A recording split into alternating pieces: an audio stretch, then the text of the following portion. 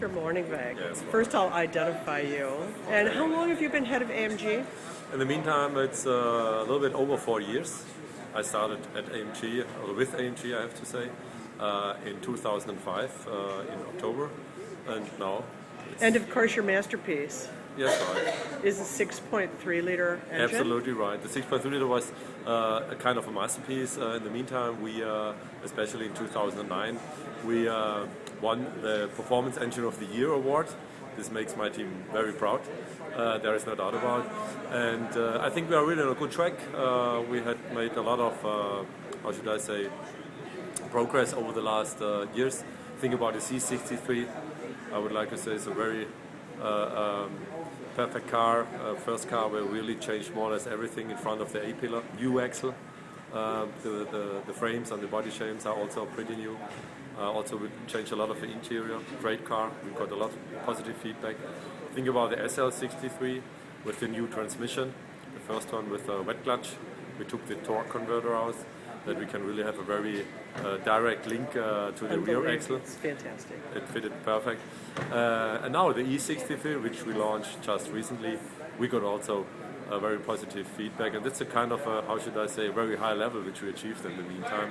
In the past, our cars are very strong, straightforward, but now I think we are really also very focused on handling, lightweight. We did a lot of stuff.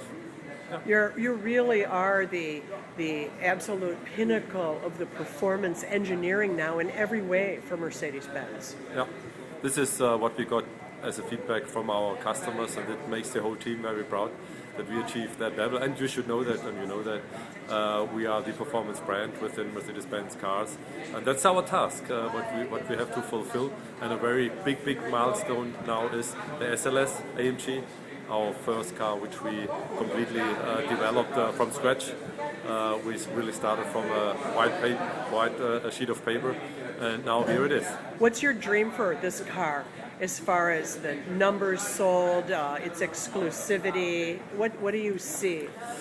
The point was when we started the development, we had a clear target. It has to be a super sports car. It should be in that segment where Porsche 911 Turbo is in, where the Ferraris are in, where the newer Audi R8 V10 is in. That was the clear target, and what makes me really happy is that we achieved that target. I would like to say we overachieved it, because I drove all the time also the competitors in the meantime, and I think we achieved a really outstanding level with it. And the feedback which we got from the journalists, from colleagues like you, and also from the first customers who are really interested in that car gave us a very positive feedback, and that makes me happy. Why did you have gull-wing doors instead of just a coupe? The point was that when we made the concept around about 3 years ago, first of all we started technical-wise, because we said we would like to have a well-balanced car, 47% of the weight in the front, 53% in the back, to have a great traction and grip. The center of gravity should be very low. This was how we started the car. Then lightweight was a clear target. We reduced the weight tremendously. Therefore, we did the aluminum space frame, and the shell is also everything out of aluminum. And then, finally, we thought, where will be then the driver's seat? The driver's seat will be very close, because we put in place a transaxle concept. That means that the transmission is in the back on the rear axle. The torque tube joining and the torque tube is between and connected the engine and the transmission.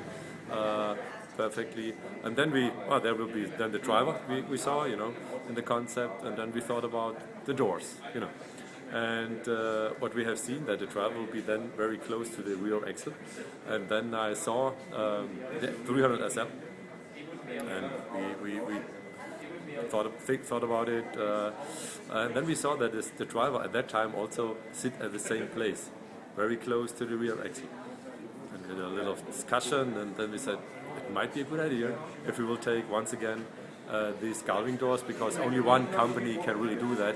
It's Mercedes-Benz, and we are part of Mercedes-Benz. Then we thought we can really do it, and we had it done, and the feedback, great. Certainly iconic. Yes, iconic. Yes, it's absolutely magic. So I just drove the wagon, and I think to myself, the hammer is back. Right. The hammer. The hammer is back. When we introduced the car in July this year, 2009, This was also a phrase which we got very often from your colleagues and also from our perspective, because we really put in a lot of competency and know-how into that car. And I think we achieved it. We achieved the target very clearly. And it's the hammer back again, which we had years ago, which made us, how should I say, very well known, especially in the US. And now it's back again. I always felt like the housewife from hell when I drove it. Wow!